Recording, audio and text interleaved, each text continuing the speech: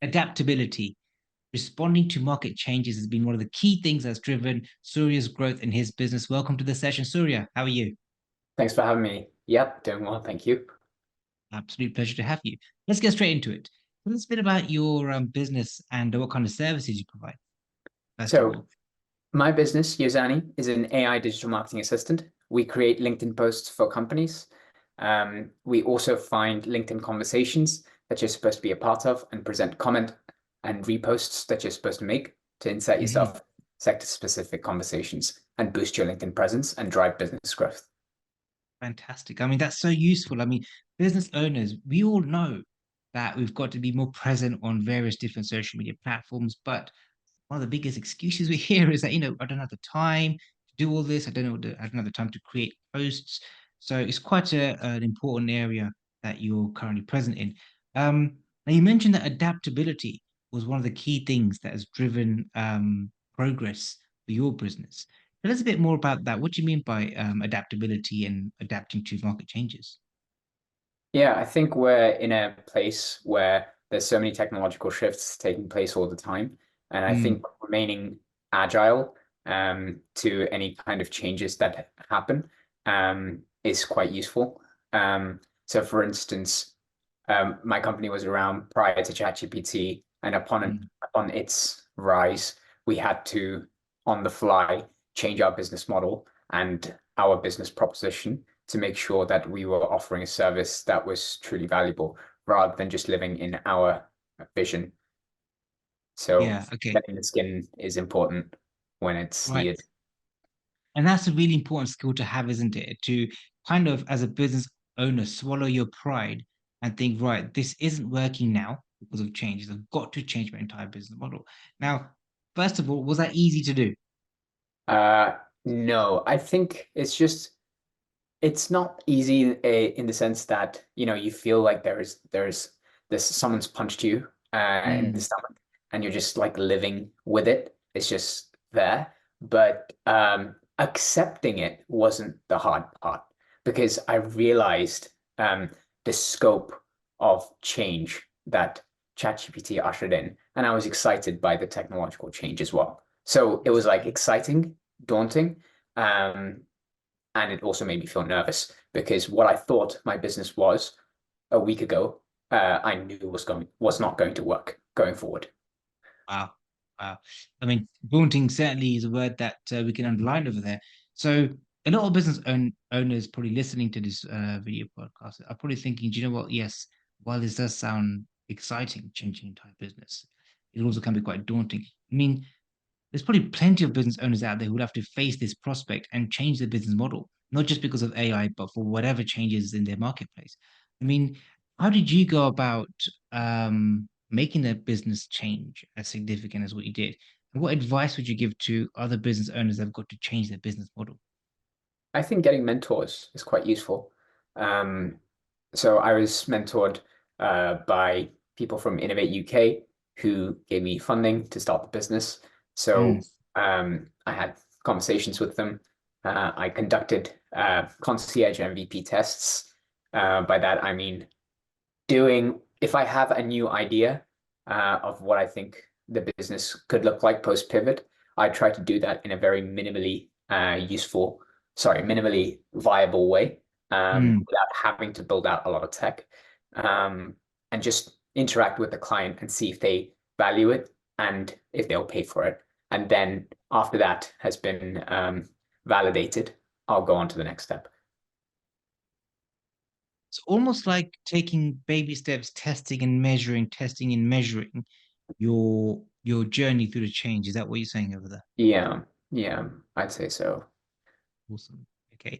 And in this whole phase of changing your business model, um, what would you say are the maybe the number one mistake or lesson you've learned during this process? Would you say?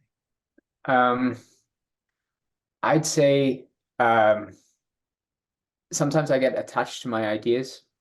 Mm, So um, being quicker to detach them would be useful. Not to say that, um, I've, I've, I've gotten better as time has gone on, but I think I need to be even quicker with trialing, failing, and then like learning how to change. Yeah, Um, I can, and that's a very honest thing for you to say. I mean, as a business owner, no doubt you were probably passionate about what you do and how you do it. And then all of a sudden, when something changes and you got to change your vision almost overnight over the course of the week, it's not a difficult thing, but you had to do that, isn't it? By testing and measuring your way through. yeah, yeah. I Yes. think it's just being okay with um, the idea not being the right one, Mm, but having the resilience to find the the next best thing or the actual thing you yeah. should have been focusing on. Yeah, Hey, look, this has come early in your business journey, and no doubt it's probably one of the best lessons you're going to have. yeah. And because you've learned it so soon, and you're in the technology space, Hmm. this is probably not the first time it's going to happen, is it? It's probably going to happen every so often for you. That's correct. Yeah, Now, you also touched on the fact that you've got a small team, which is very useful for the startup business to have.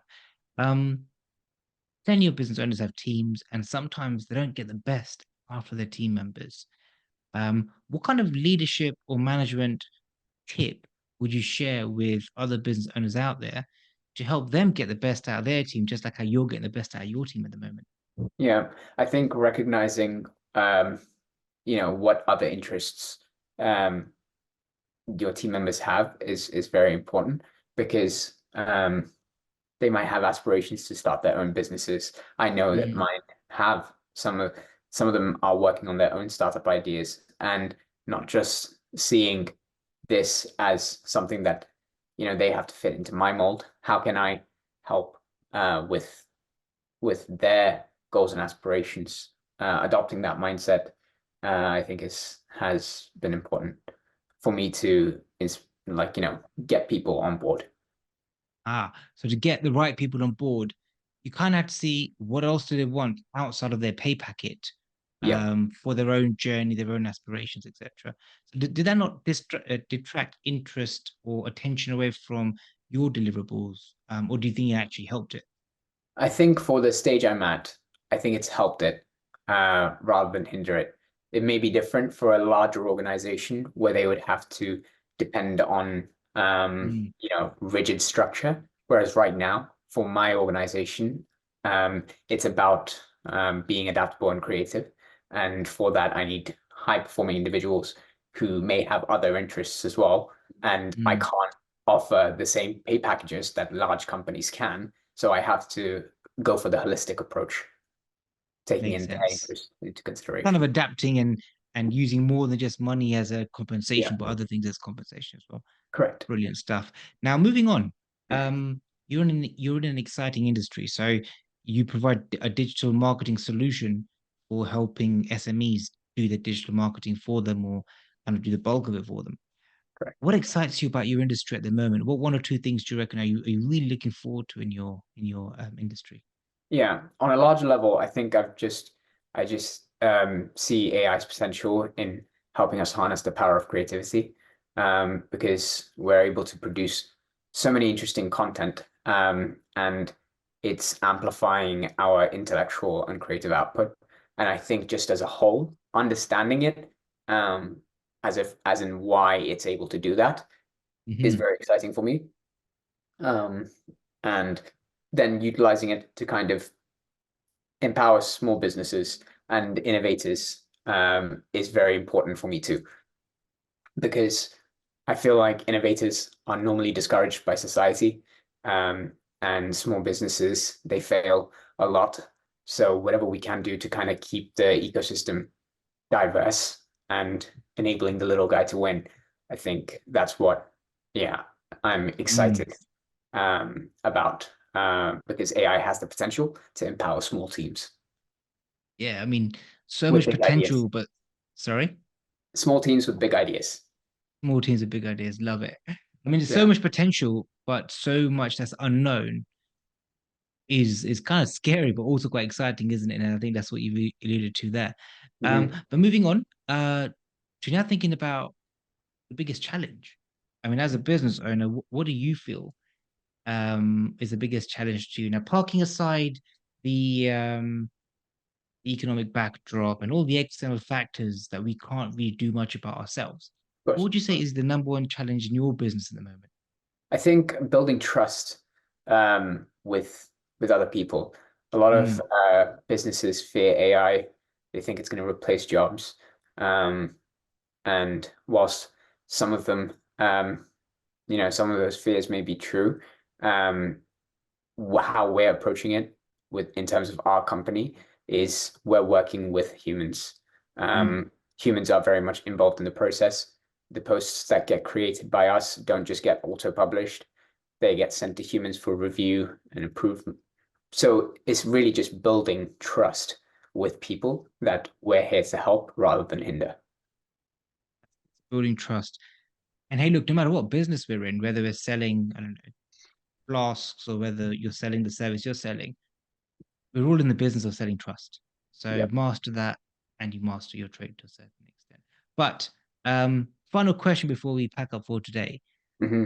I normally say going back to your younger self, but you are already a young chap yourself, which is amazing.